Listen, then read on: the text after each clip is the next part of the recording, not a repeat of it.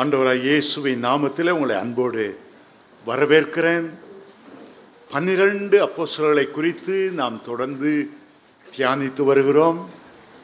கடந்த ஆண்டிலே ஏன் 12 அப்போஸ்தலர்கள் 2 வகுப்புகள் அதை குறித்து பாடம் எடுக்க கர்த்தர் கிருபை செய்தார். இந்த ஆண்டு ஜனவரி மாதத்திலே யோவானை பற்றி மிக ஆழமாக தெரிந்து கொண்டோம். கடந்த வாரத்திலிருந்து பேதுருவை பற்றி நாம் சிந்தித்து கொண்டிருக்கிறோம். போன வாரம் நான் சொன்னேன், இன்றைய தினம் பேதுருவை சந்தித்த 3 அக்கினிகள், அதை பற்றி இன்றைக்கு இந்த வேத பாடத்தை தொடர விரும்புகிறேன்.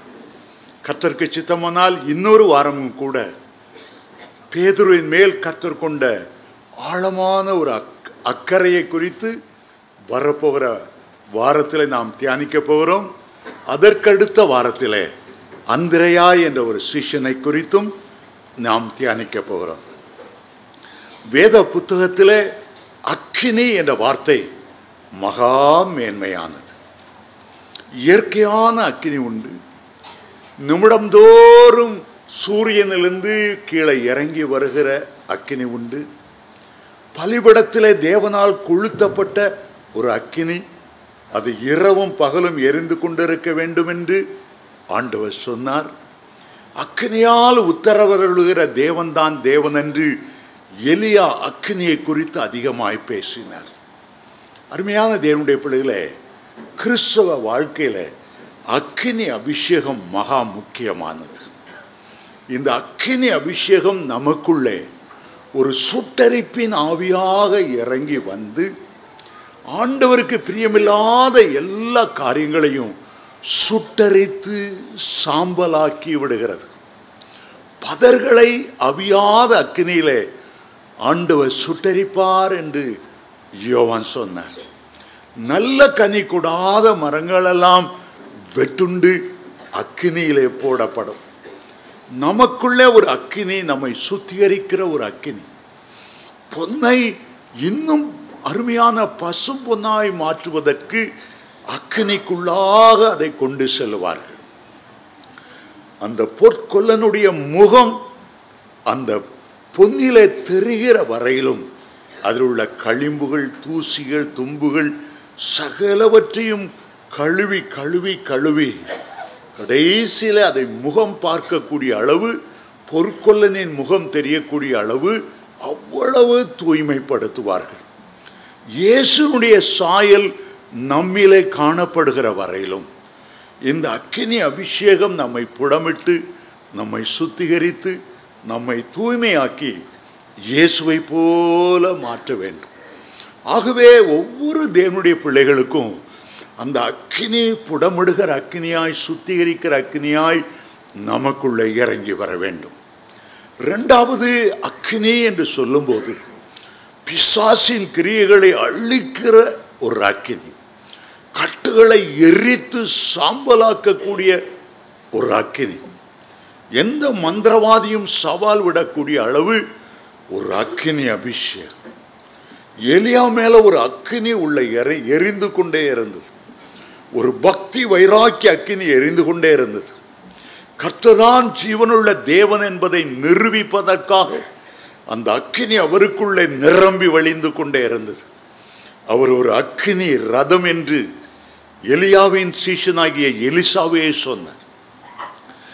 எலியா பரலோகத்துக்கு எடுத்துக்கொள்ளப்படும் போது, தகப்பனே தகப்பனே, இஸ்ரவேலுக்கு அக்கினி ரதமும் குதிரை வீரருமாய் இருந்தவரே என்று சொல்லி புலம்பினார். எலியா பரலோகத்துக்கு எடுத்துக்கொள்ளப்படும் போது அவர் மேகத்தின் மேல் எடுத்துக்கொள்ளப்படவில்லை, ஒரு தேவதூதனால் எடுத்துக்கொள்ளப்படவில்லை. அவரை வரவேற்க அக்கினி ரதம் இறங்கி வந்தது. அந்த அக்கினி ரதத்தில் அவர் ஏறி பரலோகத்துக்கு போனார். அந்த அக்கினி ரதத்தை கண்டு அவர் பயப்படவில்லை, ஒதுங்கி ஓடவில்லை. அவருக்குள்ளே பற்றி எரிந்து கொண்டிருந்த பரிசுத்தாவின் அக்கினி இந்த அக்கினி ரதத்தை பார்க்கிலும் அதிகமாய் இருந்தபடியால் அந்த அக்கினி ரதத்தின் மேல் ஏறி பரலோகத்துக்கு சென்றார். அருமையான தேவனுடைய, உங்களுடைய உள்ளத்திலும் ஒரு அக்கினி தேவை. இந்த கடைசி நாட்கள், பின்மாறி நாட்கள், அபிஷேகத்தை அக்கினியாய் ஊற்றுகிற நாட்கள். அவருடைய இரண்டாவது வருகைக்கு முன்பாக எலியாக்களை நான் எழும்ப பண்ணுவேன் என்று ஆண்டவர் மல்கியா 4ஆம் அதிகாரம் 3 முதல் 5 வசனத்தை வாசிக்கும் போது, அவருடைய இரண்டாவது வருகைக்கு முன்பாக எலியாக்களை நான் எழும்ப பண்ணுவேன். கர்த்தருடைய இரண்டாவது வருகைக்கு ஜனங்களை ஆயத்த பண்ணும்படி அக்கினி அபிஷேகத்தால நிரம்பினவர்களை நான் எழும்ப பண்ணுவேன். அக்கினி ரொம்ப முக்கியம். அக்கினி ரொம்ப முக்கியம். சிம்சோனை பல வகை கட்டுகளினாலே பெலிஸ்தியர் கட்டினார்கள். உலர்ந்த நாரிலே அவனை கட்டினார்கள். உடைய ஜடைமுடிகளை எல்லாம் கட்டினார்கள். ஆனால் கர்த்தருடைய ஆவியானவர் பலமாய் சிம்சோன் மேலே இறங்கி வந்தபோது அவனை கட்டியிருந்த எல்லா கட்டுகளும் அக்கினி பட்ட நூல் போல எரிந்து போனது. இன்றைக்கு இந்த கடைசி நாட்களில் உங்களுடைய சுத்திகரிப்புக்காகவும் அக்கினி தேவை. கர்த்தரே தேவன் என்று நிரூபிப்பதற்காகவும் உங்களுக்கு அக்கினி தேவை. மந்திர தந்திர கட்டுகளை சுட்டரித்து தேவனுக்கு விரோதமாய் நெருக்கிற சகல சக்திகளையும் சவால் விடுவதற்கு உங்களுக்கு அந்த அக்கினி அபிஷேகம் தேவை. புதிய ஏற்பாட்டுக்கு வரும்போது முதல் முறை அக்கினியை பற்றி பேசுனது யோவான் ஸ்நானகன். அந்த யோவான் ஸ்நானகன் அவர்தான் இயேசுவை சுட்டி காண்பித்து அவர் பரிசுத்த ஆவியினாலும் அக்கினியாலும் ஞானஸ்நானம் கொடுக்கிறவர் என்று சொன்னார். பரிசுத்த ஆவியினாலும் அக்கினியாலும் ஞானஸ்நானம் கொடுக்கிறவர்.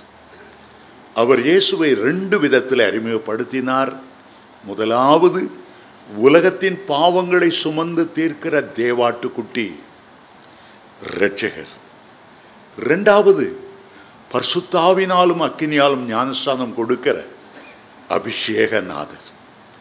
இந்த யோவான் ஸ்நானகனோடு தான் பேதுருவும் அவருடைய சகோதரன் அந்திரேயாவும், யாக்கோபும் அவருடைய சகோதரனாகிய யோவானும், இந்த 4 பேரும் முதலிலே யோவான் ஸ்நானகனுக்கு தான் சீஷர்களாக இருந்தார்கள்.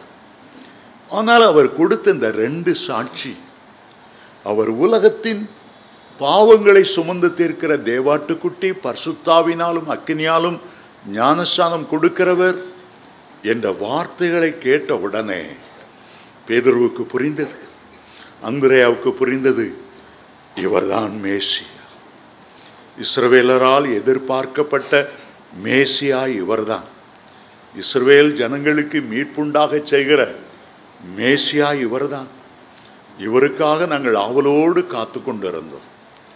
இயேசுவின் நாட்களில் எப்பொழுது மேசியா பிறப்பார், எங்கே பிறப்பார், ஜனங்களுக்குள்ளே ஒரு எதிர்பார்ப்பு. இன்றைக்கு நமக்குள்ளே ஆண்டவருடைய 2வது வருகை குறித்து எதிர்பார்ப்பு இருக்கிறது போல, அந்த நாட்களிலே மேசியாவின் முதல் வருகை குறித்த ஒரு பெரிய எதிர்பார்ப்பு இருந்தது. யோவான் தண்ணீரிலே ஞானஸ்நானம் கொடுத்து வந்தார்.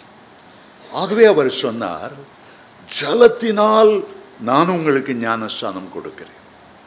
எனக்கு பின் வருகிறவரோ என்னிலும் பெரியவராக இருக்கிறார். அவர் பரிசுத்த ஆவியினாலும் அக்கினியாலும் ஞானஸ்நானம் கொடுப்பார். 3 வகை ஞானஸ்நானங்களை இந்த வசனத்தில் வாசிக்கிறோம். ஜலத்தினால் உள்ள ஞானஸ்நானம், பரிசுத்தாவினால் உள்ள ஞானஸ்நானம், அக்கினியால் உள்ள ஞானஸ்நானம். ஞானஸ்நானத்தை பற்றி நான் ஆழமாய் சொல்ல விரும்பினாலும் இந்த வகுப்பில் நான் அதை சொல்ல பிரியப்படவில்லை. ஒவ்வொரு குழந்தை பிறக்கும் போதும் இயற்கையாக ஒரு தண்ணீர் குடத்துக்குள்ளே மூழ்கி விட்டுத்தான் வெளியே வருகிறது.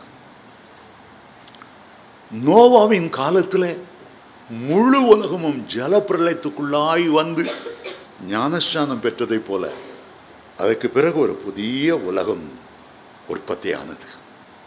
இஸ்ரவேல் ஜனங்கள் சிவந்த சமுத்திரத்துக்குள்ளாக ஞானஸ்நானம் பெற்றார்களாம், மேகத்துக்குள்ளாக ஞானஸ்நானம் பெற்றார்கள். அதை குறித்து 1 கொரிந்தியர் 10ஆம் அதிகாரம் நாம் முதல்லிருந்து வாசிக்கும் போதே நீங்கள் அறிந்து கொள்ளலாம். புதிய ஏற்பாட்டுக்கு வரும்போது ஞானஸ்நானத்தை கொண்டு வந்தவர் யோவான் ஸ்நானகன் தான்.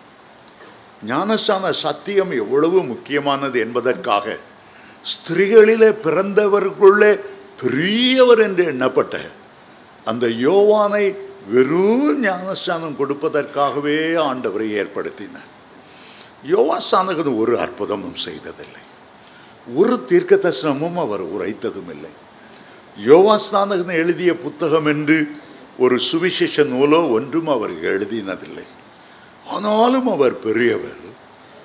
ஏனென்றால் பரிசுத்த ஆவியினாலும் அக்கினியாலும் ஞானஸ்நானம் பெறப்போகிறவர்களுக்கு முன்னடையாளமாக ஜலத்தினால் ஞானஸ்நானம் கொடுத்தார். தானியேல் ஒரு நாள் பரலோக சிங்காசனத்தை பார்த்தபோது அந்த சிங்காசனத்திலிருந்து ஒரு அக்கினி நதி ஓடினது என்று தானியேல் 7:9 வாசிக்கிறோம். கீழே யோர்தான் நதி ஓடிக்கொண்டிருக்கிறது.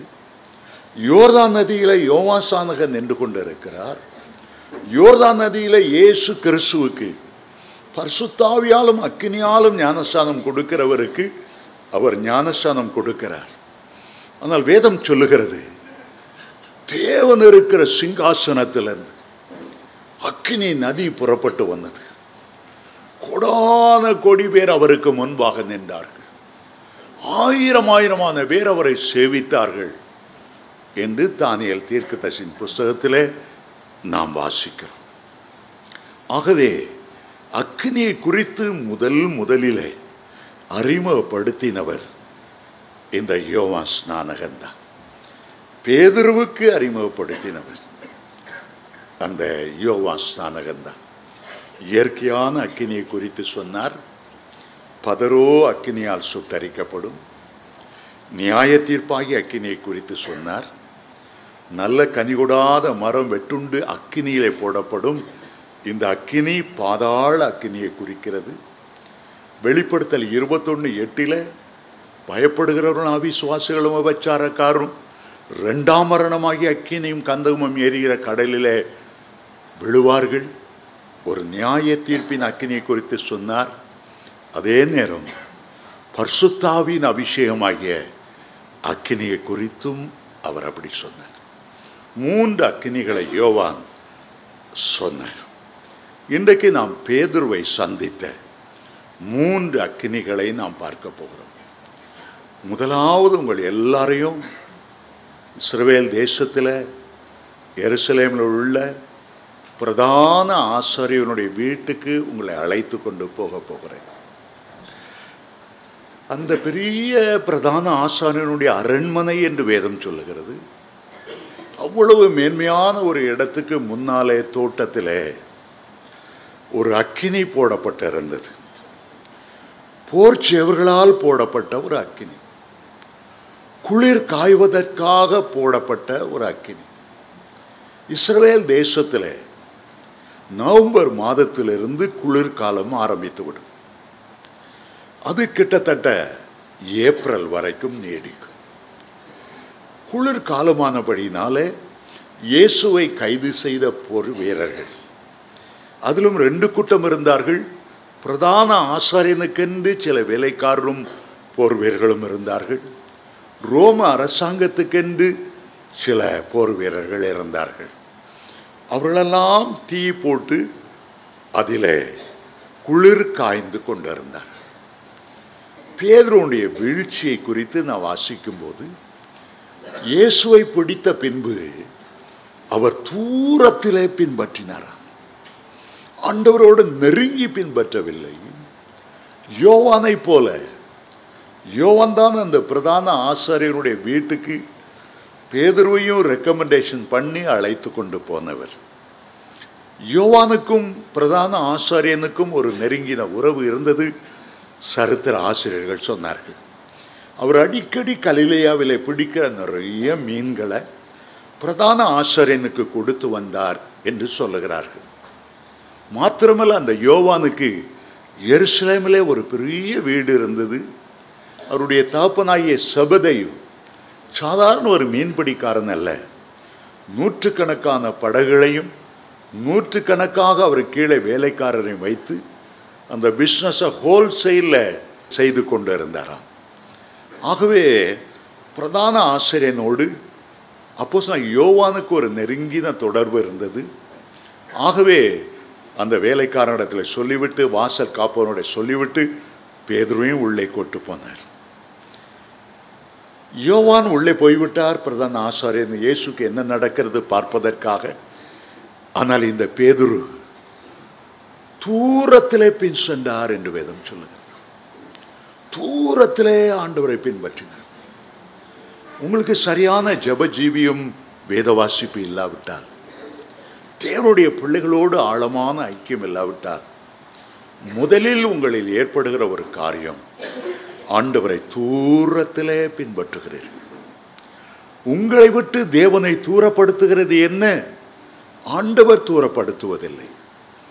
ஏசாயா 59:1-2 வாசிக்கும் போது, உங்களுடைய அக்கிரமங்களே, உங்களுடைய பாவங்களே உங்களையும் தேவனை விட்டு பிரிக்கிறது, தூரப்படுத்துகிறது. அந்த ஒன்றுதான் தேவனை விட்டு உங்களை தூரப்படுத்தக்கூடிய ஒரே காரியம். ஆகவே முதல் வீழ்ச்சி ஆண்டவரை தூரத்தில் அவரை பின்பற்றலானார் என்று வேதம் சொல்லுகிறது. இரண்டாவது, அவருடைய ஐக்கியம் இயேசுவோடு இல்லை, அவருடைய சீஷர்களோடு இல்லை, பரிசுத்தவான்களோடு இல்லை. எந்த போர்ச்சேவர்களை இயேசுவை அடியென்று அடித்து, எந்த போர்ச்சேவர்களை இழுத்து கைது செய்து கொண்டு வந்தார்களோ, இயேசுவுக்கு விரோதிகளோடு கூட அந்த ஐக்கியம் இருந்தது. இயேசுவின் விரோதிகளோடு அந்த ஐக்கியம் இருந்தது. ஐக்கியம் ரொம்ப முக்கியம்.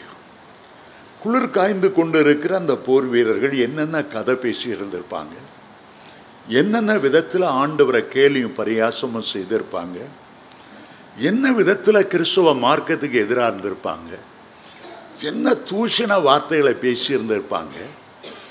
ஆனால் இப்போ பேதுரு அவங்களோட போய் ஐக்கியம் கொள்ள போய்விட்டார். 1ஆம் சங்கீதம் 1 வசனத்திலேயே வேதம் சொல்லுகிறது, துன்மார்க்கருடைய ஆலோசனை நடவாருங்க, பாவிகள் உட்காரும் இடத்தில் உட்காராதருங்க. பாவிகள் உட்காரும் இடத்துல உட்கார்ந்தாராதருங்க. பேதுருவினுடைய வீழ்ச்சிக்கு இரண்டாவது ஒரு காரியம், அந்த துன்மார்க்கரோடு கூட உட்கார்ந்திருந்தது தான். பல வேளைகளில் நாம் துன்மார்க்கரோடு இல்லை என்று நினைக்கிறோம். டெலிவிஷன் போடுகிறீர்கள், அங்கே நிறைய துன்மார்க்கர்கள் வருகிறார்கள், நிறைய வேசி கள்ளர்கள் வருகிறார்கள், வேசிகள் வருகிறார்கள். சில சினிமா கதையில் உட்கார்ந்தாங்கன்னா 2 மணி நேரம் 3 மணி நேரம் அவங்களோடு ஐக்கியப்படுறாங்க. செத்து போன நடிகனாக இருப்பான், அந்த ஏரியல் வழியாக உங்கள் வீட்டுக்குள்ளே வந்துடுவான், அந்த ஆவி உள்ள வந்துடும். ஏன் அதோட போய் நம்ம ஐக்கியம் வைத்து கொள்ளணும்? அதை ஆண்டவர் விரும்புவதில்லை. அருமையான தேவனுடைய பிள்ளைகளே, பேதுருடைய வாழ்க்கையில் வீழ்ச்சிக்கு அது 2வது காரியம். 3வது காரியம், அவருக்குள்ளே ஒரு ஜெப ஆவி இல்லை. ஜெப ஆவி இல்லை. கெத்செமனே தோட்டத்திலேயே ஆண்டவர் எச்சரித்திருந்தார், நீ சோதனைக்குட்படாதபடி நீ வெளித்திருந்து ஜெபம் பண்ணு. பேதுருவே, பேதுருவே, சாத்தான் கோதுமையை சுளகிலே புடைப்பது போல உன்னை புடைக்கும்படி உத்தரவு கேட்டுக்கொண்டார். நானோ உன்னுடைய விசுவாசம் ஒழிந்து போகாதபடி உனக்காக வேண்டிக் கொண்டேன், உனக்காக ஜெபித்தேன். ஆண்டவர் மிகுந்த அன்போடு பேதுருவை பார்த்து கேட்டார், 1 மணி நேரமாவது நீங்கள் வெளித்திருந்து ஜெபிக்க கூடாதா? மாம்சம் பலவீனம் உள்ளது தான், ஆனால் ஆவி உற்சாகமானது. இயேசு அங்கே கைது செய்யப்பட்டு அடிக்கப்பட்டு கொண்டிருக்கிறார். இயேசுவுக்காக ஜெபம் பண்ண காண்டும், அவரை பலப்படுத்தும் திடப்படுத்த ஆண்டவரே. இதன் வழியாக அவர் கடந்து போகிறார். பிதாவை நோக்கி ஒரு வார்த்தை பேதுரு ஜெபம் பண்ணல. அவன் செய்த 3வது தவறு. 4வது தவறு, ஆவியிலே அனலுள்ளவனாய் இல்லாமல் சரீர சுகபோகத்தை விரும்பி குளிர் காய்ந்து கொண்டிருந்தார். குளிர் காய்ந்து கொண்டிருந்தார். ஆண்டவருக்காக அக்கினியாக எழும்பி பிரகாசிக்க வேண்டியவர் அனலும் இல்லாமல் குளிரும் இல்லாமல் குளிர் காயக்கூடிய ஒரு நிலைமைக்கு வந்துவிட்டார். ஆகவேதான் அப்படி குளிர் காய்ந்து கொண்டிருக்கிற நேரம், சரியாய் ஒரு வேலைக்காரி, ஒரு பெண்மணி, பிரதான ஆசிரியன் வீட்டு வேலைக்காரி என்று வேதம் சொல்லுகிறது, பேதுருவை பார்த்த உடனே, நீனும் அந்த இயேசுவோடு இருந்தவர்கள் அல்லவா? ஒரு கேள்வி கேட்டார். நீயும் இயேசுவோடு இருந்தவன் அல்லவா? இயேசுவோடு இருந்த உனக்கு ஏன் விசுவாசம் வரவில்லை? ஏன் ஜெப ஜீவியம் வரவில்லை? இயேசுவோடு இருந்தவன் என்று சொன்னார். ஆனால் பேதுரு மறுதலிக்கிறதை பார்க்கிறோம். பெந்தெகோஸ்தே நாளுக்கு பிறகு இயேசுவோடு இருந்தவர்கள் என்று சீஷர்களை அறிந்து சொன்னார்களாம். பேதுரு பிரசங்கித்த தைரியத்தை பரிசேரும் சயசேரும் யூதரையும் கண்டபோது அவர்கள் பேதமையான மனிதர், படிப்பறிவில்லாதவர்கள் என்றும் அவர்கள் இயேசுவோடு இருந்தவர்கள் என்றும் அறிந்து கொண்டார்கள் என்று அப்போஸ்தலர் 4:11 நாம் வாசிக்கிறோம். இயேசுவோடு இருந்த பேதுரு எழுந்து பிரகாசிக்கவில்லை. சூரியனையே பார்த்து கொண்டிருக்கிற சந்திரன் ஒளி கொடுக்கவில்லை. பூவோடு சேர்ந்த மனம் பெறாமல் துர்வாசனை வீசிக்கொண்டு இருந்தது. முதலாவது வேலைக்காரிக்கு முன்பாக மறுதலித்தார். ஏறக்குறை 1 மணி நேரம் கழித்த பிறகு இன்னொருவன் வந்தான். பேதுருவை பார்த்தான். இவன் கலிலேயன், இவன் இயேசுவோடு இருந்தவன். இவனுடைய பேச்சு இவனை வெளிப்படுத்துகிறது. நம்ம ஊரில் ஒவ்வொரு இடத்துக்கும் ஒவ்வொரு பேச்சு. கன்னியாகுமரி தமிழ் வேறு, கோயம்புத்தூர் தமிழ் வேறு, மதுரை தமிழ் வேறு. சிலரை இந்த தமிழ் காட்டி கொடுத்துரும். பேதுருவை அவன் பேசின வார்த்தை கலிலேயன்னு காட்டி கொடுத்துச்சு. சில வார்த்தை இழுத்து இழுத்து பேசியிருப்பான். வந்தாங்க போனாங்கன்னு பேசியிருப்பான். உன்னுடைய பேச்சு உன்னை வெளிப்படுத்துகிறது. 2ஆம் தரையும் அவன் மறுதலித்தான். ஆண்டவரை அறியேன் என்றான். 3வது முறை அதே வேலைக்காரி, முதல்ல கேள்வி கேட்ட அந்த வேலைக்காரி திரும்பி திரும்பி சுற்றி வந்து பேதுருவை மடங்க சொன்னாள். இல்லை இல்லை இல்லை, நீ என்னதான் மறுதலித்தாலும் நீ இயேசுவோடு இருந்த அவருடைய சிஷ்யன். இப்போ அவன் இயேசுவை சபிக்க ஆரம்பித்து விட்டான். அறியேன் என்று சொன்னது மட்டுமல்ல, ஆண்டவரை மறுதலித்தது மட்டுமல்ல, அவரை சபித்தான். நல்ல வேளை என்னென்ன வார்த்தை சொல்லி சபித்தாங்கிறத வேதத்தில் எழுதல. அவர் ஆசீர்வதிக்க வந்தவர். இஸ்ரவேலை ஆசீர்வதிப்பதான் அவருடைய சித்தம் பெரியும்.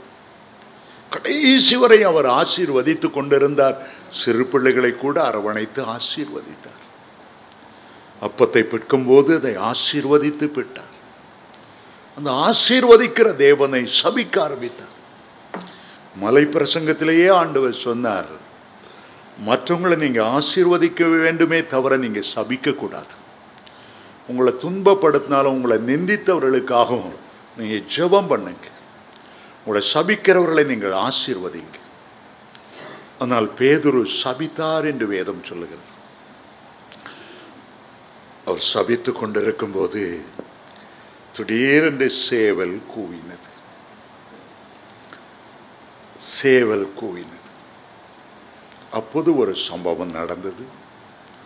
பிரதான ஆசிரியனுடைய அரண்மனை முற்றத்திலே விசாரிக்கப்பட்டு கொண்டிருந்த இயேசு அவ்வளவு அடிகள் மத்தியிலும் ரத்தம் சிந்துதல் மத்தியிலும் அங்கே இருந்து பேதுருவை ஒரு பார்வை பார்த்தார். லூக்கா 22:61 வாசிக்கிறோம். அடிக்கிறார்கள், நொறுக்குகிறார்கள், பயங்கரமான சவுக்கள், முதுகெல்லாம் உளப்பட்ட நிலம் போல இருக்கிறது. அத்தனை வேதனை மத்தியிலும் தன்னை சபித்த, தன்னை மறுதலித்த பேதுருவை திரும்பி பார்த்தார். ஏனென்றால் இயேசுதான் சொன்னார், சேவல் 2 முறை கூவதற்கு முன்பு 3 முறை நீ என்னை மறுதலிப்பாய். ஆண்டவருடைய பார்வை என்ன பேசினது என்று தெரியவில்லை. சில வேளைகளில் பாவ உணர்வு பலவிதங்களில் வரக்கூடும். பேதுரு வசனத்தை பிரசங்கித்த போது சிலர் இருதயத்தில் குத்துண்டவர்களானார்கள். பாவ உணர்வு வந்தது. ஏசாயா தேவ பிரசன்னத்துக்கு வந்து உயரம் உன்னமான சிங்காசனத்தில் வீற்றிருக்கிறதை பார்த்த உடனே பாவ உணர்வு வந்தது. ஐயோ, நான் அசுத்த உதடுகள் உள்ள மனுஷன். நாத்தான் தீர்க்கதரிசி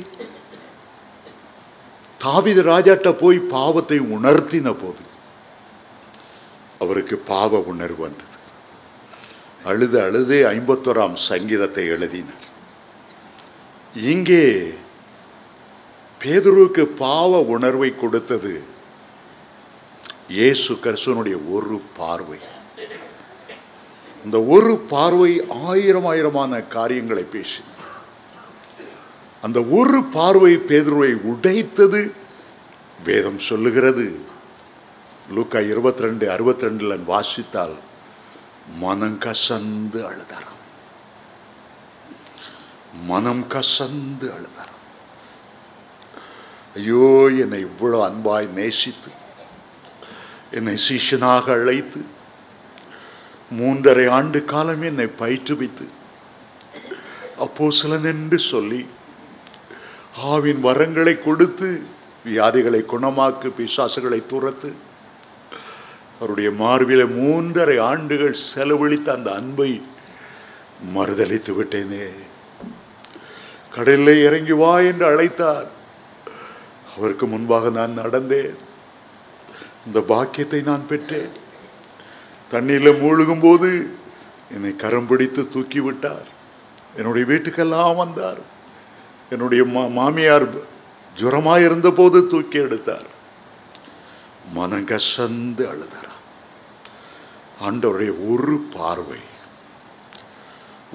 பார்வை பேதுருவை உடைத்து உருவாக்கினது. பாவ உணர்வு அடைய செய்து மனங்கசந்து அழ வந்தது. சில ஆண்டுகளுக்கு முன்பு தனுஷ்கோடி பகுதியிலே ஒரு பயங்கரமான புயல் வீசினது. எத்தனையோ மைலுக்கு அந்த புயல் ஊருக்குள்ளே வந்து விட்டது. இன்றைக்கும் அந்த தனுஷ்கோடி அழிக்கப்பட்ட வண்ணமாகவே இருக்கிறது. அப்பொழுது கட்டப்பட்டிருந்த அந்த பாம்பன் பாலம் இன்னும் சீர்படுத்த நிலையிலே முடியாத நிலைமையில தான் இருக்கிறது. அந்த நாட்களில் ஒரு சம்பவத்தை பேப்பரில் நான் வாசிக்க நேர்ந்தது. கடல் கொந்தளித்து புயல் வீசுகிறது. கடற்கரைக்கு அருகில் உள்ள ஒரு சின்ன கிராமம். கணவன் மனைவி 2 பிள்ளைகள். ஒரு பையனுக்கு 10 வயது, பெண்ணுக்கு 7 வயது. தூங்கி கொண்டிருக்கிறார்கள். இரவு 2 மணி. கருமேகங்கள் சந்திரனை மறைத்து கொண்டிருக்கிறது. திடீரென்று மனைவி எழும்பினாள். ஏதோ ஒரு சத்தம் கேட்கிறது. வீட்டுக்குள்ள தண்ணி வந்து விட்டது. கணவனை எழுப்பினாள். ஏதோ பயங்கரமான புயல் வீசுகிறது. கடல் கொந்தளித்து வந்து கொண்டிருக்கிறது. எழும்புங்க 2 பிள்ளைகளை எழுப்பினார்கள். பின்னே கடலின் அலைகள் நிமிடத்துக்கு நிமிடம் உயர்ந்து கொண்டு வருகிறது. தூக்கி கொண்டு 2 பிள்ளைகளையும் தூக்கி கொண்டு கணவன் அந்த பக்கத்தில், நடுவில் 2 பிள்ளைகள், மனைவி இந்த பக்கத்தில் உயிர் தப்ப எவ்வளவு வேகமாய் ஓட முடியுமோ ஓடினார்கள். ஒரு 2-3 நிமிடத்துக்குள்ள அலைகள் பெரிதாய் மாறினது. ஒரு பனை மரம் உயரக்கூடிய அவ்வளவு அலைகள் வந்து கொண்டிருந்தது. திடீர்னு ஒரு அலை மோதி இந்த குடும்பத்தின் மேல் அடித்த போது அந்த 2 குழந்தைகளையும் அந்த புயல் இழுத்து, அந்த தண்ணீர் இழுத்து சுருட்டி கொண்டு போனது. இவளால் பிள்ளையை காப்பாற்ற முடியவில்லை. அடுத்த நிமிடம் மனைவி நினைத்தாள், என் கணவனுக்கு நீச்சல் தெரியும், எனக்கு நீச்சல் தெரியாது, கணவன் என்னை காப்பாற்றுவான் என்று அவனை இறுக கட்டிப்பிடித்தாள். கணவன் பார்த்தான். அடுத்தலை வந்து கொண்டு இருக்கிறது. மனைவி இப்படி பிடித்தால் தன்னால் தன்னைத்தானே காப்பாற்றிக் கொள்ள முடியாது. ஆகவே ஒரு இமைப்பொழுதிலே எதிர்பாராத விதமாக அந்த அலை அடிக்கிற நேரத்தில் மனைவனுடைய 2 கைகளையும் இறுக வெளியே இழுத்தான். அவளை அந்த தண்ணீருக்குள்ளே தள்ளினான். அலைகள் அவளை சுருட்டினது. தத்தளித்து தவண்டு கணவனை திரும்ப பிடிக்க வந்தாள். அவளுடைய முகத்திலே காலினால் ஒரு உதை அவளை அப்படியே அலை அடித்து கொண்டு போனது. அவள் சோகமாய் மகா துக்கமாய், கணவனுடைய துரோகத்தை தாங்கிக் கொள்ள முடியாதவளாய், இப்படி ஒரு சம்பவம் நடக்கும் என்று எதிர்பாராதவளாய் தண்ணீரிலே மூழ்க ஆரம்பித்தாள். கடைசி முறை அவள் தண்ணீரிலே மூழ்கி மரிப்பதற்கு முன்பாக கணவனை ஒரு பார்வை பார்த்தாள். அந்த சந்திரனுடைய வெளிச்சத்தில் அவருடைய பார்வை கூர்மையாய் கணவனை பார்த்தது. மறுநாள் அவருடைய பிரேதம் கடற்கரையில் ஒதுங்கி இருந்தது. அவருடைய 2 பிள்ளைகளுடைய பிரேதமும் அங்கே ஒதுங்கி இருந்தது. அந்த கடற்கரை ஓரமாக ஒருவன் பைத்தியக்காரனாக தன்னுடைய தலைமயிரை இழுத்து பிடுங்கிக் கொண்டு, ஐயோ அவருடைய ஒரு பார்வை என்னை கொண்டது, ஐயோ அவருடைய ஒரு பார்வை என்னை கொண்டது. அவனுக்கு பைத்தியம் பிடித்திருந்தது. அவருடைய ஒரு பார்வை அவனை சுட்டெரித்தது. அவருடைய ஒரு பார்வை அவளால் தாங்க முடியலை. இதுதானா திருமண வாழ்க்கை? இதற்காகவா நீ என்னை கரம் பிடித்தாய்? இத்தனை ஆண்டுகள் உன்னுடைய சுகவீன நேரங்களிலே நான் கண் விழித்து உன்னை இதற்காகவா பார்த்தேன்? என்னை முகத்திலே மிதித்து தள்ளினாயே. கரம் பிடிக்கும் போது எத்தனை வாக்குறுதிகளை கொடுத்தார். அவருடைய ஒரு பார்வை அவனை கொண்டது, பைத்தியக்காரனாக்கினது. இயேசுவும் ஒரு பார்வை பார்த்தார். சாதாரண பார்வை அல்ல, மனம் திரும்பி வரும்படியான ஒரு பார்வை. அவனை பைத்தியக்காரனாக்கும்படியான ஒரு பார்வை அல்ல, அவனை மறுபடியும் ஊண்டி கட்டி எழுப்பும்படியான ஒரு பார்வை.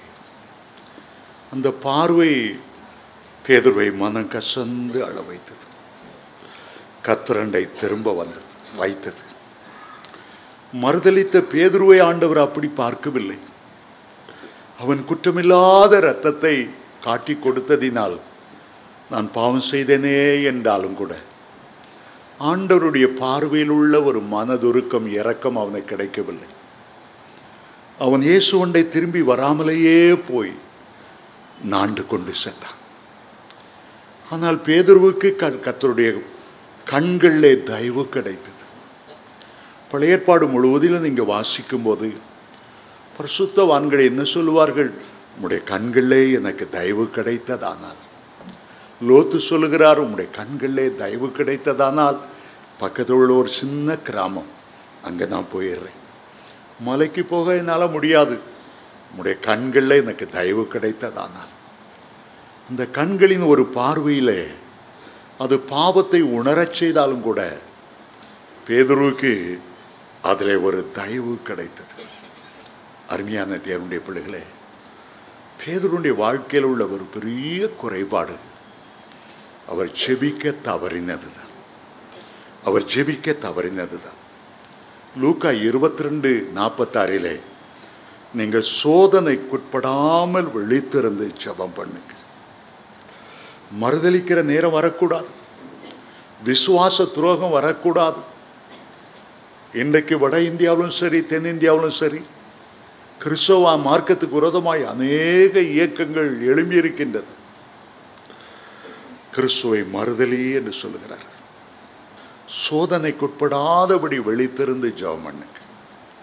லூக்கா 21:36 இயேசு சொன்னார், ஆகையால் இனி சம்பவிக்க போகிற இவைகளுக்கெல்லாம் நீங்கள் தப்பி மனுஷகுமாரனுக்கு முன்பாக நிற்க பாத்திரவான்களாய் காணப்படும்படி விழித்திருந்து ஜெபம் பண்ணுங்க. சரி, பேதுருவை சந்தித்த 2வது அக்கினிக்குள்ளாய் செல்ல போகிறான். முதல் அக்கினி பிரதான ஆசாரியனுடைய வீட்டுக்கு முன்பாக முற்றத்திலே போர்ச்சியவர்கள் குளிர் காய்வதற்காக மூட்டின அக்கினி. 2வது பேதுருவை சந்தித்த இன்னொரு முக்கியமான ஒரு சம்பவம் இருக்கிறது. இயேசு உயிரோடு எழுந்த பின்பு முதல்ல எல்லா சிஷ்யர்களுக்கும் அவர் தரிசனமானார். தன்னை உயிரோடு இருக்கிறவராய் காண்பித்தார். அவர் உயிரோடு எழுந்த பிறகு 40 நாட்கள் தன்னை உயிரோடு இருக்கிறவராய் காண்பித்தார். ஆனால் ஒரு முறை பேதுரு திடீரென்று மற்ற சிஷ்யர்களை பார்த்து, நான் மீன் பிடிக்க போகிறேன், திபேரியா கடலுக்கு, திபேரியா பக்கத்தில் உள்ள இடத்துக்கு நான் மீன் பிடிக்க போகிறேன். ஒரு 7 சீஷர்கள் அந்த பேதுருவோடு சேர்ந்து கொண்டார்கள். 3.5 ஆண்டுகளுக்கு முன்பு மீன்களை பிடிக்கும்போது இயேசு சொன்னார், இனி உங்களை மனுஷரை பிடிக்கிறவர்களாய் மாற்றுவேன்.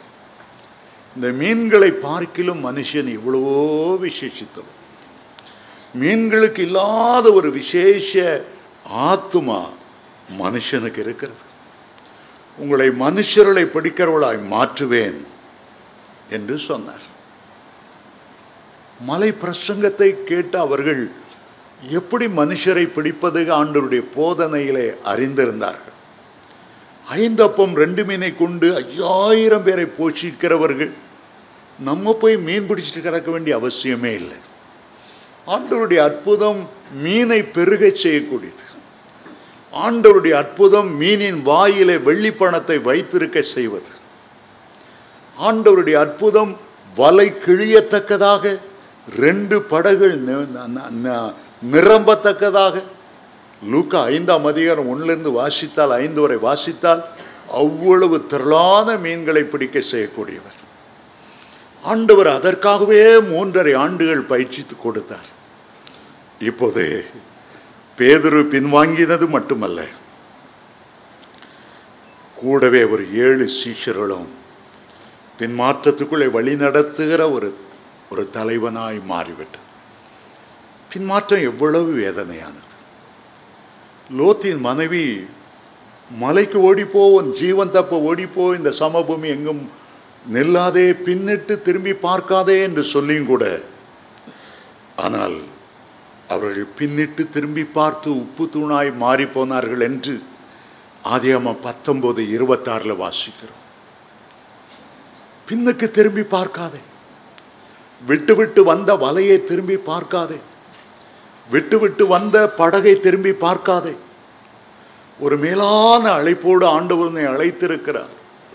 சியோன் பர்வதத்துக்கு, பரம எருசலேமுக்கு, மகிமையின் தேசத்துக்கு உன்னை அழைத்திருக்கிறார். விட்டு விட்டு வந்த பழைய பாவங்களை, பழைய உறவுகளை, பழைய ஃப்ரெண்ட்ஷிப்பை, பழைய பாய் ஃப்ரெண்டு கேர்ள் ஃப்ரெண்டுகளை, அது என்ன மீனாக இருந்தாலும் ஒருக்க ஆண்டவருக்காக கால் வைத்து நீ முன்னால் வந்த பிறகு அதை திரும்பி பார்க்காதே.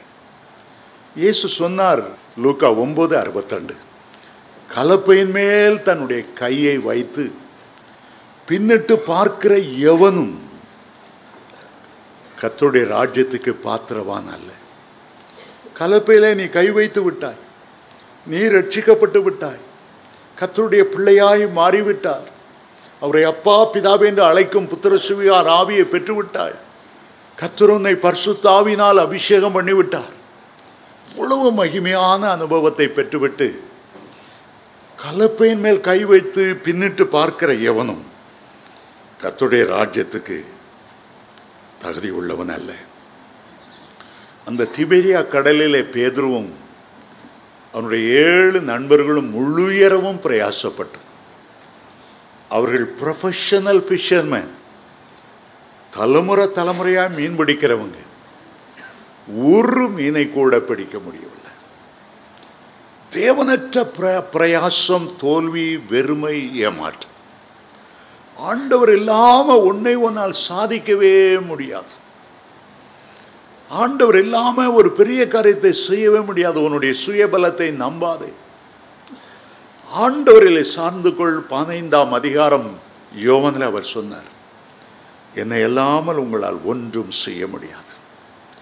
என்னிலே நிலைத்திருங்கள், நானும் உங்களில் நிலைத்திருப்பேன். ஒருவன் என்னிலும் நான் அவனிலும் நிலைத்திருந்தால் அவன் மிகுதியான கனிகளை கொடுப்பான். கர்த்தரில்லாத பிரயாசம் வெறுமையானது, வீணானது, சஞ்சலமானது. வேதத்தை வாசிக்கும் போது அதிகாலை வேளையிலே ஆண்டவர் இயேசு திபேரியா கடற்கரையிலே நின்றார். அதிகாலை வேளையிலே அவர் நின்று கொண்டிருக்கிறார். சீஷர்கள் அதை அறியவில்லை. 3.5 வருடம் கூட இறந்தவர் இன்றைக்கு அவர்களால் அறிந்து கொள்ளவில்லை, உணர்ந்து கொள்ளவில்லை. அவருடைய மனக்கண்களில் பிரகாசம் இல்லை, அவர்களுக்கு ஒரு வெளிப்பாடு இல்லை, அவருடைய கண்களில் ஒரு தரிசனம் இல்லை. என்ன காரணம்? 2 கொரிந்தியர் 4:4 சொல்லுகிறார், இப்பிரபஞ்சத்தின் லோகாதிபதி அவருடைய மன கண்களை குருடாக்கினான். இப்பிரபஞ்சத்தின் லோகாதிபதி எப்படி சிம்சோனை பிடித்ததும் பெலிஸ்தியர்கள் அவனுடைய 2 கண்களையும் தோண்டி எடுத்தார்கள். தரிசனத்தை இழந்து போகும்படி, அழைப்பை இழந்து போகும்படி, தெரிந்து கொள்ளுதலை இழந்து போகும்படி அவனுடைய கண்களை பிடுங்கினார்கள். எத்தனை பரிதாபம்! இங்கே கண்கள் இருக்கிறது, ஆனால் வெளிப்பாடு இல்லை. இயேசு என்று அறிகிற அறிவு இல்லை. ஆண்டவரை விட்டு பின்வாங்கி போக போக போக போக எத்தனை துயரமான நிகழ்ச்சிகள் நேரிடுகிறது. அடுத்து இயேசு அந்த கரையிலிருந்து சொல்லுகிறார், பிள்ளைகளே, புசிக்கிறதற்கு உங்களிடத்தில் ஏதாகிலும் உண்டா? திபேரியா கடற்கரையின் கரையிலிருந்து சத்தமாய் பேசுகிறார். பிள்ளைகளே என்று மனதுருக்கமாய் அழைக்கிறார். அந்த அன்பு தோய்ந்த குரலை கூட அவளால் அறிந்து கொள்ள முடியல. யூதாசை, சிநேகிதனே, முத்தத்தினாலாயா மனுஷகுமாரனை காட்டி கொடுக்கிறாய்? துயரம் நிறைந்த குரல். இங்கே பிள்ளைகளே என்று அழைக்கிறார். அந்த குரலில் கூட அவர்கள் அடையாளம் கண்டு கொள்ளவில்லை. ஆகவே ஆண்டவர் சொன்னார், வலது பக்கமாய் உங்களுடைய வலைகளை போடுங்க, வலது பக்கமாய் உங்களுடைய வலைகளை போடுங்க. 3.5 ஆண்டுகளுக்கு முன்பு பேதுருவை முதலில் அழைத்த போது ஒன்றும் பிடிக்க முடியாத பேதுருவை பார்த்து சொன்னார், ஆழத்திலே தள்ளி கொண்டு போய் வலைகளை போடுங்க. இப்போ ஆழத்துக்கு போய் சொல்லல, இதுவரைக்கும் இடது பக்கம் போட்டுட்டு இருக்காப்பா, வலது பக்கம் போடு. இடது பக்கத்துக்கும் வலது பக்கம் என்ன வித்தியாசம்? ஒரு போட் அளவு, ஒரு அடி தூரம் தான். ஆனால் ஆண்டவர் சொன்ன வார்த்தையின்படி அவர்கள் போட்ட போது அந்த வலையிலே 150 பெரிய மீன்கள் இருந்தன என்று வேதம் சொல்லுகிறது. ஆண்டவர் அற்புதத்தை செய்கிறவர். அந்த மீன்களை பார்த்ததும் உடனே யோவான் முதலில் அறிந்து கொண்டிருந்தார், அவர் கர்த்தர், அவர் கர்த்தர். உடனே அறிந்து கொண்டார்.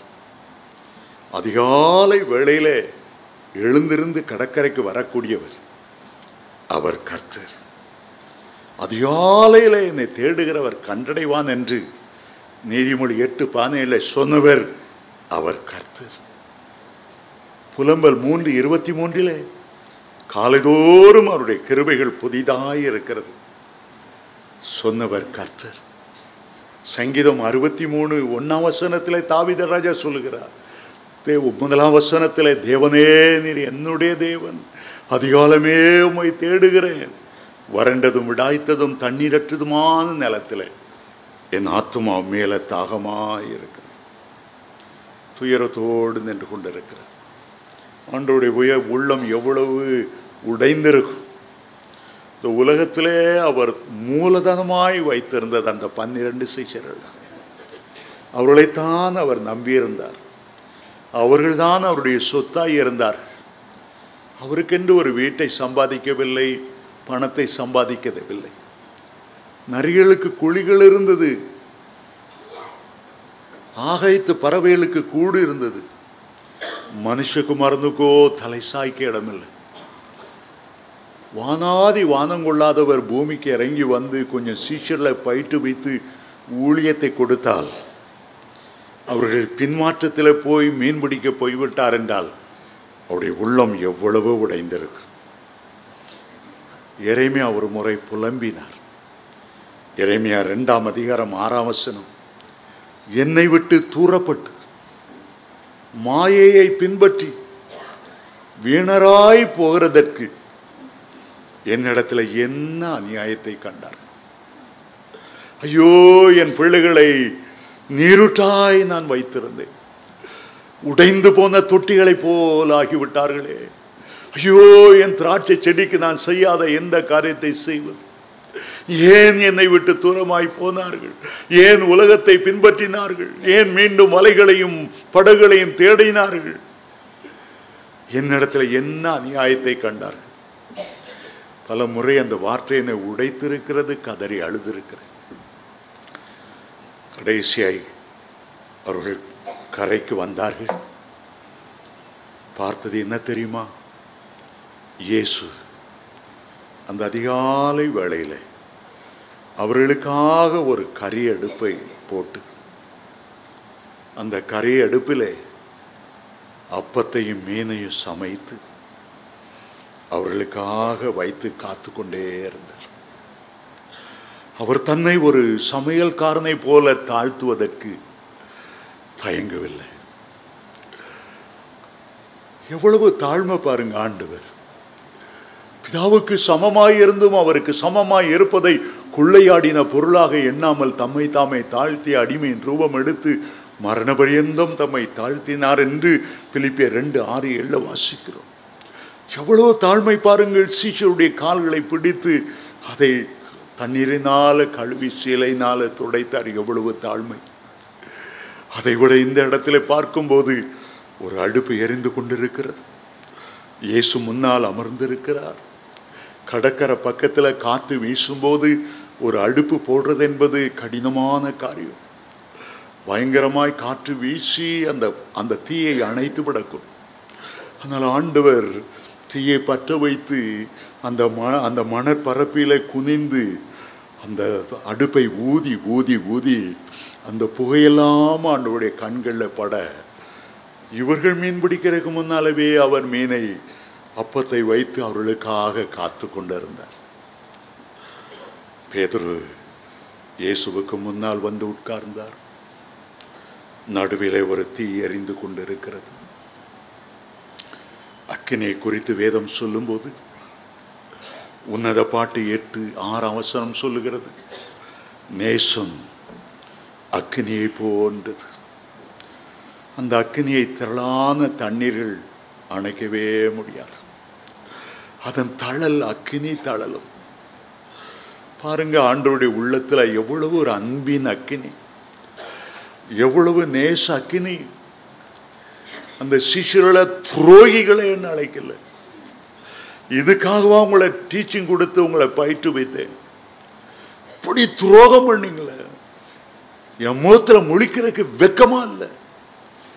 நம்ம எவ்வளோ சூடு பறக்க கேட்டிருந்திருப்போம்.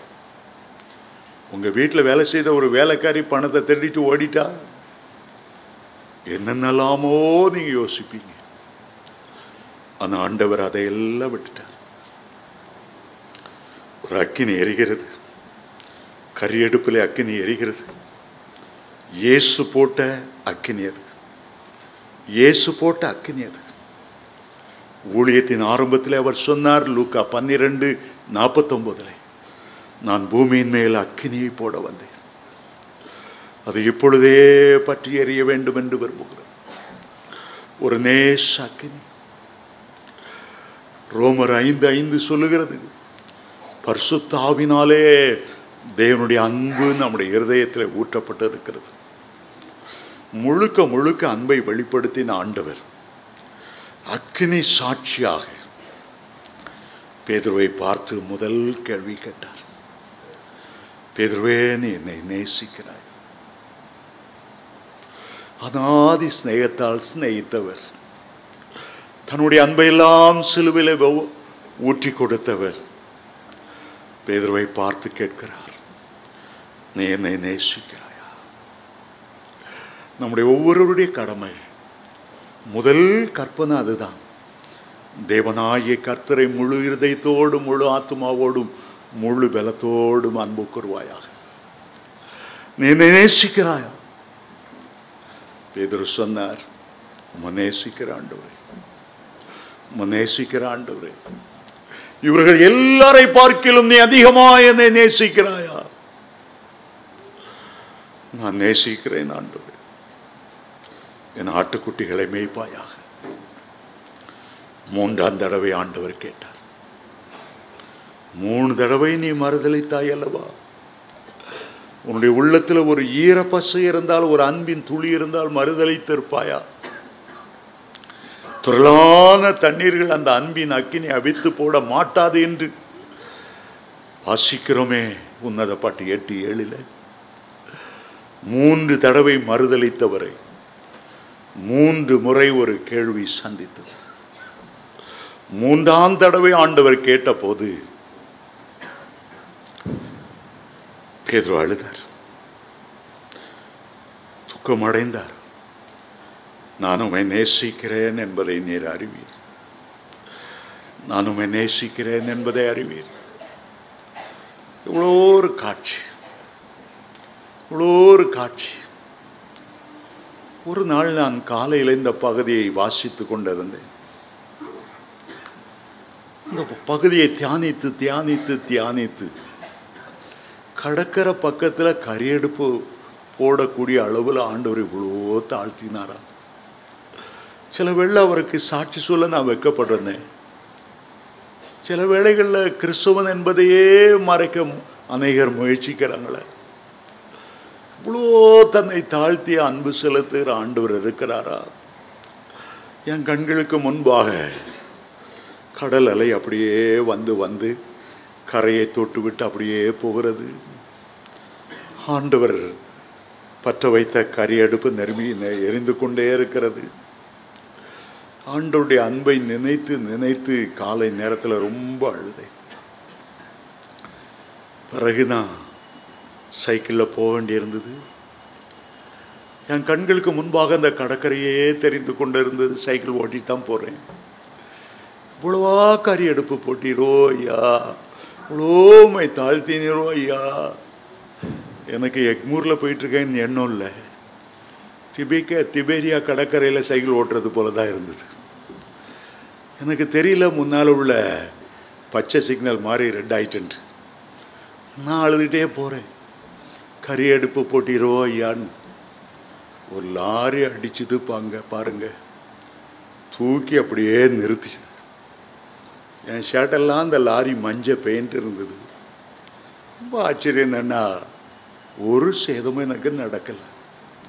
லாரி தூக்கி போட்டாலும் என் உள்ளம் என்ன கதறிச்சு, இவ்வளோ தாழ்த்தி கறி எடுப்பு போட இந்த அன்புக்கு ஈடாக என்ன அன்பை செலுத்த முடியும்? இவ்வளோ நீர் எங்களை நேசிக்க நாங்கள் ஏமாத்துறோம், உங்களுடைய அன்புக்கு நாங்கள் பெற்றுக்கொள்ள ஏமாத்துறோம். கதறி கதறி கதறி அழுதேன். அருமையான தேவனுடைய பிள்ளைகளே, அதுதான் பேதுருடைய வாழ்க்கையே மாற்றிட்டு. அதுக்கு பிறகு அந்த அன்பை விட்டு அவர் விலகவே இல்லை. அந்த அன்புக்காக இரத்த சாட்சியை மறிக்க முன்வந்தார். இயேசுவை போல நேராக என்னை சிலுவையில் அறைந்து கொள்ள வேண்டாம், அவருடைய பாதம் இருந்த இடத்துல என்னுடைய முகம் இருக்கட்டும், தலைகளாய் சிலுவையில் அறைந்து கொள்ளுங்கள். ரோம அரசாங்கம் அவரை அறைந்து கொண்டது. ஆண்டவர் சொன்னார், ஒருவன் தன்னுடைய சிநேகிதனுக்காக ஜீவனை கொடுக்கிற அன்பிலும் பெரிய அன்பு ஒன்றுமில்லை. இயேசு தன்னுடைய ஜீவனை கொடுத்து, யோவான் 15:13 சொன்னபடி, அந்த ஜீவனை கொடுக்கிற அன்பிலும் பெரிய அன்பும். பேதுருவும் தன்னுடைய ஜீவனை ஆண்டவருக்காக அர்ப்பணித்தார். நேரமில்லை, நானும் ரொம்ப எமோஷன் ஆகிறேன். என்னுடைய உள்ளத்தை தொட்ட ஒரு வேத பகுதி, பலமுறை அழுக வைத்த ஒரு வேத பகுதி. 3வது பேதுருவை ஒரு அக்கினி சந்தித்தது. மேல் வீட்டறையிலே எருசலேமிலே 120 பேரோடு ஜெபித்து கொண்டிருந்த போது பேதுரு ஜெபம் பண்ணி கொண்டு இருக்கிறார். இயேசு பரமேறி போன 40 நாளிலிருந்து பெந்தைக்கோசை நாளான 50ஆம் நாள் வரை 10 நாட்கள் உபவாசம் இருந்து அவள் ஜெபித்து கொண்டிருந்தார்கள். பெந்தைக்கோசை நாள் வந்தது. திடீரென்று வானம் திறந்தது. ஒரு பெரிய காற்று அந்த அறைக்குள்ளே வீசினது. அந்த ஜன்னல்கள் மூடப்பட்டு இருந்தன, கதவுகள் மூடப்பட்டு இருந்தன. யூதருக்கு பயந்ததினாலே சீஷர்கள் எல்லாம் கதவை மூடிக்கொண்டு உள்ளே இருந்தார்கள். வெளிக்காற்று உள்ளே வருவதற்கு எந்த வாய்ப்பும் இல்லை. ஆனால் பெருங்காற்று உள்ளே வீசினது. சாதாரண காற்று நம்முடைய சரீரத்தை தொட்டு விட்டு செல்லும். ஃபேனை போடுறோம், ஏசியை போடுறோம், நம்முடைய மாம்சத்துக்கு ஒரு ஒரு ஒரு தொட்டு விட்டு செல்லுகிற ஒரு அந்தம். ஆனால் பரலோகத்திலிருந்து வந்த காற்று சரீரத்தை தொட்டதை பார்க்கலும் அவருடைய ஆத்துமாவை தொட்டது, ஆத்துமாவை குளிர பண்ணியது, ஆத்துமாவில ஒரு களி கூறுதலை கொண்டு வந்தது. அதை தொடர்ந்து அக்கினி மயமான நாவுகள் ஒவ்வொருவர் மேலும் வந்து அமர்ந்தது. ஒரு புதிய சந்திப்பு, பரலோகத்தின் அபிஷேகம் அவர்கள் மேல் வந்து இறங்குகிற ஒரு புதிய சந்திப்பு, ஒரு புதிய சந்திப்பு. அருமையான தேவனுடைய பிள்ளைகளே, இப்போது பேதுருவுக்கு மீனை பற்றி கவலை இல்லை, படகை பற்றி கவலை இல்லை, ஆத்தும் ஆதாயம் செய்யும். கர்த்தர் முன்னமே சொல்லிட்டார், உன்னை மனுஷரை பிடிக்கிறவளாய் மாற்றுவேன், உன்னுடைய கையிலே பரலோகத்தின் திறவுகோலை உனக்கு தருகிறேன். ஒவ்வொரு பிரசங்கத்திலும் 3000 பேர் முதல் பிரசங்கம் மனுஷரை பிடிக்கும்படி ஆண்டவர் கிருபை செய்தார். பரலோகத்தின் திறவுகோலை திறந்து 1000 பேர் பரலோகத்தில் பிரவேசிக்கும்படி, அவருடைய பெயர்களெல்லாம் ஜீவ புத்தகத்தில் எழுதப்படும்படி ஆண்டவர் பெரிய அனுக்கிரகம் செய்தார். அன்றைக்கு தான் சீஷர்கள் அறிந்து கொண்டார்கள், மேல் வீட்டறையின் அனுபவத்தில் அறிந்து கொண்டார்கள், இந்த இயேசு பரிசுத்த ஆவியினாலும் அக்கினியாலும் ஞானஸ்நானம் கொடுக்கிறவர். இந்த இயேசு பூமியிலே அக்கினியை போட வந்தவர், இப்பொழுதே பற்றி எரிய வேண்டும் என்று விரும்புகிறவர். எபிரேயர் 1:7 தம்முடைய ஊழியக்காரர்களை அக்கினி ஜுவாலையாய் மாற்றுகிறவர். வெளிப்படுத்தல் 1:14 அவருடைய கண்கள் அக்கினி ஜுவாலையை போன்ற பற்றி எரிகிற கண்களுடைய கண்கள். அந்த அக்கினி அவர்கள் மேல் விழுந்த போது பயந்து கொண்டிருந்த பேதுரு, இதற்கு முன்பாக மறுதலித்து சபித்து பலன் இல்லாமல் ஜீவன் இல்லாமல் முதுகெலும் இல்லாமல் துரத்த ஓடுகிற முயலை போல இருந்த பேதுரு இப்பொழுது தைரியம் அடைந்தார். ஒரு வேட்டை நாயை போல மாறிவிட்டார். நீதிமொழி 28:1 நீதிமான்கள் சிங்கத்தை போல தைரியமாயிருக்கிறார்கள். எல்லார் முன்பாக தைரியமாய் பிரசங்கித்து சொன்னார், நாசனாய் இயேசுவை நீங்கள் சிலுவையில் அறைந்து கொலை செய்தீர்கள், தேவன் அவரை எழுப்பினார், இதற்கு நாங்கள் சாட்சி உள்ளவர்களாய் இருக்கிறோம். தைரியமாய் பிரசங்கித்தார், தைரியமாய் பிரசங்கித்தார். ரொம்ப ஆத்தும அறுவடை செய்தவர் அந்த பேதுரு தான். பேதுருடைய வாழ்க்கை வாசிக்கும் போது நம்மள பலரும் விழுந்து விழுந்து ஒரு பலன் இல்லாமல் திடரும் இல்லாமல் ஒரு நாணலை போல ஒரு வாழ்க்கை வாழ்ந்திருந்திருக்கலாம். ஆனால் இந்த அபிஷேகம் உங்களை மாற்றுகிறது. பரிசுத்த ஆவியின் அபிஷேகம் உங்களுக்கு வல்லமையை கொண்டு வருகிறது. அப்போஸ்தலர் 1:8 சொல்லுகிறது, பரிசுத்த ஆவி வரும்போது நீங்கள் பலனடைவீர்கள், நீங்கள் பலனடைவீர்கள். இன்றைக்கும் பரிசுத்த ஆவியின் மூலமாய் ஆவியின் வரங்களை உங்களுக்கு தருவார். பரிசுத்த ஆவியின் மூலமாய் உங்களை அக்கினி ஜுவாலையாய் மாற்றுவார். பரிசுத்த ஆவி வரும்போது எந்த கோளையும் தைரியவானாய் மாறிவிடுவான். ஆண்டவரால் பயன்படுத்த முடியாதபடி ஒரு பாத்திரம் இல்லை. பேதுருடைய வாழ்க்கையும் விழுந்து விழுந்து எழுமினதும் ஆண்டவருக்கு செய்த துரோகங்களை நம்மை வாசிக்கும் போது, என் வாழ்க்கை குறைவுள்ள வாழ்க்கை, நானும் விழுந்து விழுந்து எழும்புகிறேன். பேதுருவை மாற்றினவரே என்னை மாற்றும்படி என் வாழ்க்கையில் ஒரு பெந்தெகோஸ்தே அனுபவத்தை தாரும், என் வாழ்க்கையை மாற்றும்படி ஒரு அக்கினி அபிஷேகத்தை தாரும். இன்றைக்கு கர்த்தர் உங்களை நிரப்புகிறார். நேரம் முடிகிறது, நான் முடிக்கிறேன்.